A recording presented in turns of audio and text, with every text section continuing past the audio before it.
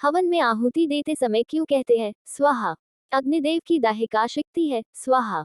अग्निदेव में जो जलाने की तेज रूपा दाहिका शक्ति है, वह देवी स्वाहा का सूक्ष्म रूप है। हवन में आहुति में दिए गए पदार्थों का परिपाक भस्म कर देवी स्वाहा ही उसे देवताओं को आहार के रूप में पहुंचाती है, इसलिए इन्हें परिपाक करी भी कहते हैं। सृष्टि काल में परब्रह्म परमात्मा स्वयं प्रकृति और पुरुष इन दो रूपों में प्रकट होते हैं। ये प्रकृति देवी ही मूल प्रकृति या पराम्बा कही जाती है। ये आदिशक्ति अनेक लीला रूप धारण करती हैं। इन्हीं के एक अंश से देवी स्वाहा का प्रादुर्भाव हुआ, जो यज्ञ भाग ग्रहण कर देवताओं का पोषण करती हैं। स्वाहा के बिना देवताओं को नहीं मिलता है भोजन। सृष्टि के आरंभ की बात है। उस समय ब्राह्मण लोग यज्ञ में देवताओं के लिए जो हवनीय सामग्री अर्पित करते थे, वह देवताओं तक नहीं पहुंच पाती थी। देवताओं को भोजन नहीं मिल पा रहा था, इसलिए उन्होंने ब्रह्मलोक में जाकर अपने आहार के लिए ब्रह्मा जी से प्रार्थना की। देवताओं की बात सुनकर ब्रह्मा जी ने भगवान श्री कृष्ण का ध्यान किया। भगवान के आदेश पर ब्रह्मा जी देवी मूल प्रकृति की उपासना करने लगे। इससे प्रसन्न होकर देवी मूल प्रकृति की कला से देवी स्वाहा प्रकट हो गई और ब्रह्मा जी से वर मांगने को कहा। ब्रह्मा जी ने कहा, आप अग्निदेव की दाहिका शक्ति होने की कृपा करें। आपके बिना अग्नि आहुतियों को भस्म करने में असमर्थ हैं। आप अग्निदेव की गृह स्वामिनी बनकर लोक पर उपकार करें। ब्रह्मा जी की बात सुनकर भगवान श्री कृष्ण में अनुरक्त देवी स्वाहा उदास हो गई और बोली, परब्रह्म श्री कृष्ण के अलावा संसार में जो कुछ भी है, सब ब्रह्म है।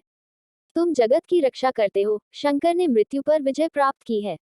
शेषनाग संपूर्ण विश्व को धारण करते हैं।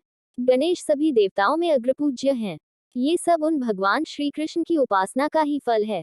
ये कहकर वे भगवान श्री कृष्ण को प्राप्त करने के लिए तपस्या करने चली गईं और वर्षों तक एक पैर पर खड़ी होकर उन्होंने तप किया। उनकी तपस्या से प्रसन्न होकर भगवान श्री कृष्ण प्रकट हो गए। देवी स्वाहा के तप के अभिप्राय को जानकर भगवान श्री कृष्ण ने कहा, तुम वाराहकल्प में मेरी प्रिया बनोगी और तुम्हारा नाम नग्नजिति होगा। राजा नग्नजित तुम्हारे पिता होंगे। इस समय तुम दाहिका शक्ति से संपन्न होकर अग्निदेव की पत्नी बनो और देवताओं को संतृप्त करो। मेरे वरदान से तुम मंत्रों का अंग बनकर पूजा प्राप्त करोगी। जो मानव मंत्र के अंत में तुम्हारे नाम का उच्चारण करके देवताओं के लिए हवन पदार्थ अर्पण करेंगे, वह देवताओं को सहज ही उपलब्ध हो जाएगा। देवी स्वाहा बनी अग्निदेव की पत्नी। भगवान श्री कृष्ण की आज्ञा से अग्निदेव का देवी स्वाहा के साथ विवाह संस्कार हुआ। शक्ति और शक्तिमान के रूप में दोनों प्रतिष्ठित होकर जगत के कल्याण में लग गए। तब से ऋषि मुनि और ब्राह्मण मंत्रों के साथ स्वाहा का उच्चारण करके अग्नि में आहुति देने लगे और वह हव्य पदार्थ देवताओं को आहार रूप में प्राप्त होने लगा। जो मनुष्य स्वाहायुक्त मंत्र का उच्चारण करता है, उसे मंत्र पढ़ने मात्र से ही सिद्धि प्राप्त हो जाती है। स्वाहाहीन मंत्र से किया हुआ हवन कोई फल नहीं देता है। देवी स्वाहा के सिद्धिदायक 16 नाम हैं। 1. स्वाहा। 2. वहन प्रिया। 3. वहन जाया। 4. संतोषकारिणी। 5. शक्ति। 6. क्रिया। 7. कालदात्री। 8. परिपाकरी। 9. ध्रुवा। 10. गति। 11. नरदाहिका। 12. दहन क्षमा। 13. संसार सार रूपा। 14. घोर संसार तारिणी। 15. देव जीवन रूपा। 16. देवपोषण कारिणी। इन नामों के पाठ करने वाले मनुष्य का कोई भी शुभ कार्य अधूरा नहीं रहता।